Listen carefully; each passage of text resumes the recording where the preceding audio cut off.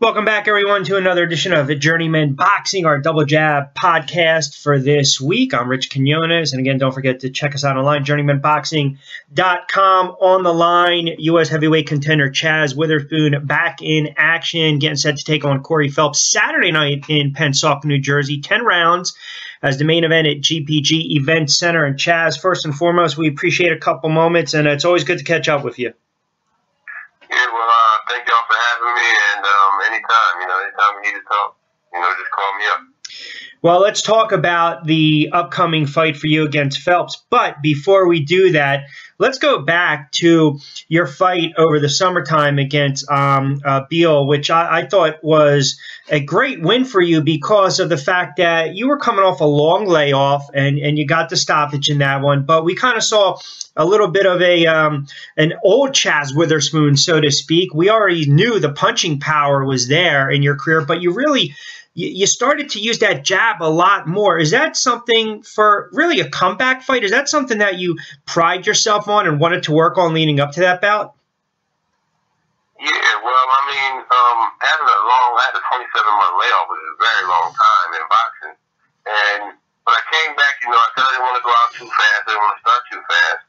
But the guy ended up being tougher than I thought he was going to be. So it ended up allowing me to get more rounds than I thought in my head I was going to get, so I did have to start doing things, to make the fight easier for myself. I had to stay behind the jab, and I actually got a lot of rounds in on that fight. So, I do like staying behind my jab and working on my jab, and I started throwing combinations in there too, and that's something that I want to work on as well. So. No, and you did. You got the stoppage. Yeah, you got the stoppage in that 8th round, and you were able to move around real well. And I guess, now we can't even, we move past that because forget about, hey, how does it feel to come back and the comeback, this, that, the other thing. But the bottom line is now a little more active, back in action Saturday night against Cory Phelps. And, it's interesting. Boxing is a funny sport, as you know. Phelps is a guy who, you look at his record, he's 16-7. He's coming off a first-round TKO loss to Shannon Briggs. I believe that was for the NABA heavyweight title last August, also the interim WBC Latino heavyweight title. But you look at some of his wins, and some of these guys have lopsided records. Daniel Scholl, Jason Williams had a solid record, but Jay Holland was 2-20. And then you look at some of his losses, Dewey Cooper, Tommy Karpency. So that's kind of an example, a great example of boxing where it's tough to gauge an opponent on their record alone. Would you agree with that? No, definitely. You have some guys who had extensive amateur careers, but when they turned pro, they didn't pan out, that well. So from what I can see of the guy, because I wasn't able to see much footage on him, but I can see that he has some skills. He knows how to put some punches together, and he can move. So, unfortunately for me, it's a big ring we're fighting in. So, I'm pretty sure I'm going to have to go to him and try to find him. But I don't take anybody lightly. Regardless of what their record is, regardless of how they fought someone else. Boxing is a sport where styles make fight. So just because somebody had it their way when they fought somebody one night, that person might be awkward or a little bit weird to you, and it might be hard for you to get to them. So I don't really gauge basically how somebody did with somebody else. I try to see what tendencies they have that they can't change, what habits they have that I can capitalize on and use to my benefit. So I look forward to be a good night. I'm going to be behind the jab and do what I got to do. You bring up some real good points, and again, a couple minutes with Chazz Witherspoon, U.S. heavyweight contender, joining us on this edition of Double Jab Podcast on Journeyman Boxing. Don't forget, journeymanboxing.com. Rich Quinones here. A couple things that stood out from what you just said about taking on a guy who might have a different style, or depending upon their opponent, you just never know what happens and what transpires throughout the course of a bout. I want to talk overall, if we can, switch gears a little bit to the heavyweight division. And we saw what Deontay Wilder was able to do against Deverne over the weekend. And quite frankly, I thought he won that bout relatively easy. I also think it was a situation, and I think you can attest to this, where if you're more active, good things are going to happen. And if you look at the percentage of punches landed, according to CompuBox in that bout, Wilder landed 227 of 621. Deverne landed 110 of 327. So the percentage was there. But again, Wilder throwing 620-something odd punches whether they're glancing blows, whether they're landing, they're dictating the fight. They're setting up the theme. So I don't know if you saw the fight, and if so, what'd you take away from the fight, and what was your overall assessment of Wilder's performance? Well, I definitely saw the fight because I was very interested in that fight. But I think that Deontay Wilder did what he needed to do to win. And he did move his hands a lot. He was a busier fighter. So I definitely think he won the fight. I thought Stiverne was going to show up and, give a better showing than that. But at the end of the day, Deontay Wilder did what he needed to do to win. He showed the power. He had Stiverne hurt at one point in the fight. And I think for as fast as they moved him along and for as fast as he came along, I think he's developing well. And I think he's not as easy to beat as some people would say. I heard some people criticizing him, in the different gyms and stuff like that. But, you never know until you get in there with somebody what they bring to the table. And he is big and long, and he obviously has power in that right hand, so you got to respect those things. Well, look, I'll be the first to admit, and I've gone on record of saying this, I wanted him to be tested. And, again, I respect any guy that gets in the ring and guys that can deliver the punch and absorb the punch. I guess we saw that he was knocking guys out left and right in any fight. So, again, there's always going to be that sense of not pessimism, but so to speak. But let me see him get tested in adversity. I do give him credit because – and really, in retrospect, Stiverne kind of took him to a place where he's never gone, and that was really to finish a fight, and he proved that he also had a tough chin. So I think that's a fight where Deontay, obviously, he brings back the belt to America, but it's a situation where he probably learned a lot more about himself if he would have just knocked out Stiverne Stay in the first or second round. Yeah, no, definitely. You grow from fight to fight that you can grow in leaps and bounds. He is a guy that's already confident, so the fact that he knows he can go 12 hard rounds with somebody steady coming towards him, I think that's going to boost his confidence, and I believe that he's going to be a better fighter for coming out of that fight. I know everybody's going to be saying who's he's going to fight next and what's going to happen next, and I'm very interested in the division, and that's why I'm trying to get myself back in the proper ranking so I can make a play for some of these belts. How look, we know what you've done over the course of your career, 31-3. We've talked over the years about some of those losses to Thompson and Mitchell, and you were very candid and very open and honest in what happened in some of those fights, the Arreola fight. But when people think of Chazz Witherspoon, you fought the guys that you had to fight, to be quite honest with you. So with that being said, I always believe momentum is the key for a young fighter. Now, we both know you're not a spring chicken, but you're still young enough. You're still young enough at 33 in the heavyweight division where you can certainly make some noise. With that being said, not looking past your opponent Saturday in Cory Phelps at the GPG Event Center in Pensacola, New Jersey, how many fights in a perfect world would Chazz Witherspoon like to get in 2015?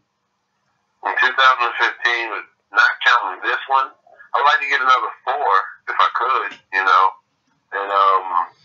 steady progressing the opponent, the level of opposition as we move up, and maybe trying to get some taller fighters, since the guys that are holding the belt down are taller. Mm-hmm. So I might need to start looking for taller opponents, to start trying to see how to help close that distance and things of that nature. But 4 more fights would be good. And the best part about boxing, I know they say it's a good thing and a bad thing. You're only as good as your last fight, but that means you're also one fight away from being the man. So that's a double-edged sword. So I'm hoping I can progress my opponents properly and get into the rankings and make a play for one of the belts. That's the plan.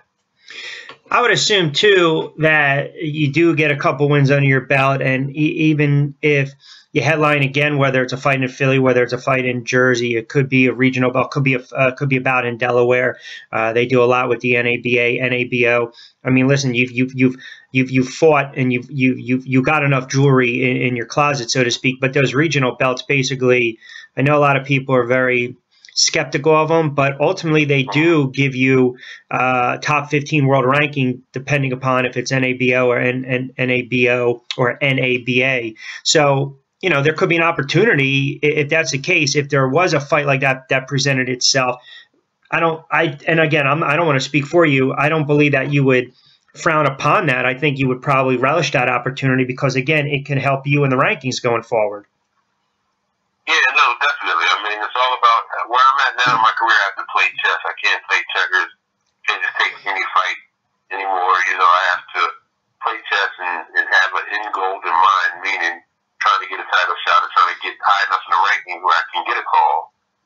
You know, so I have to maneuver myself into the rankings. And like you said, the regional belts do play a part in making that happen. You know, a lot of people don't understand how boxing works, but I mean, you're somebody that has a great knowledge of how the game is, and yeah, the regional titles do help. You know, and once you get in the rankings, then you can get a call for a title. You just can't get a call for a title just being number 30 or number 50 on the list. You know.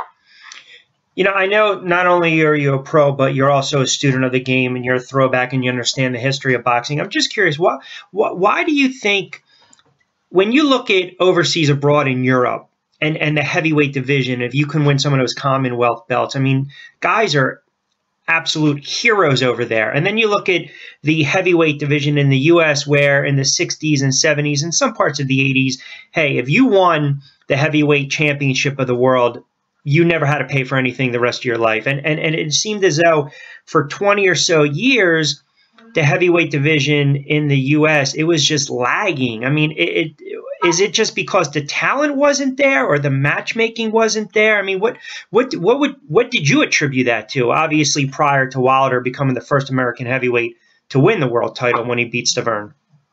Oh, I think that's an easy answer. I mean, the money, you become an instant millionaire when you make the NBA. You become an instant millionaire when you make, you know, to make it to the NFL. So all of our top tier heavyweights that we would have are either in the NBA or in the NFL. I mean, you think for 1 second, LeBron James is 6'9", and I think he weighs 260, 270 or something.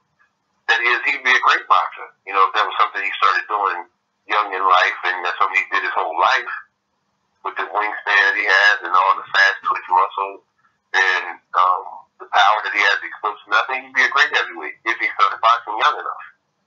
You know, so I think we just, in the United States, it's other things that take precedence over boxing. And boxing's not an easy sport. You know, getting punched in the face for a living is not fun. And it has to be something you either build up a tolerance to or something that you just love to do. You know, so it's other sports that are easier, that pay way better than boxing in the beginning. You know, once you make it to the top tier of boxing, you make money, but till then, you're not guaranteed to make a lot of money, you know? Chazz, last one for I was just going to say, last one for you, and certainly continue to your point, but last one for you. What should we expect Saturday from you? And look, I mean, obviously you're not going to give the game plan for the bout itself, but is this a situation is this a situation where you're going to come out, as you alluded to, and if you got to establish a jab, so be it. And obviously you mentioned that you're not going to take Phelps lightly, so to speak, or do you think this is a fight where you kind of want to start fast, and if there's an opportunity, you jump on him?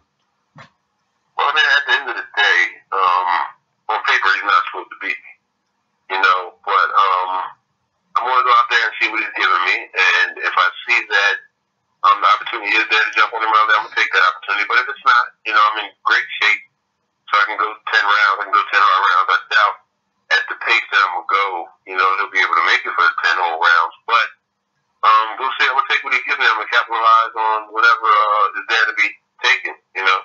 I'm not going to force the issue, but I am going to press the action. So. And again, that fight's going to be Saturday night in Pennsauken, New Jersey. Chazz Witherspoon taking on Cory Phelps. 10 rounds, heavyweight action, main event, GBG Event Center. Chazz, if there are some tickets still available, website, you can direct people if they're still interested in getting tickets or walking up and getting tickets as well. Yeah, you can walk up and get tickets, or you can go to silverspoonpromotions.com and get tickets, or even better yet, you can call my father. His number is 856-472-0443. That's 856-472-0443. And he can either meet up with you, and you can get tickets, or he can bring them to you. Hey, that's ringside service. A lot of people like that. All right, my friend. Listen, it's always good to catch up. Great to see you back in the ring as well. And the best of luck Saturday night. I appreciate it as always, my friend. Thank you.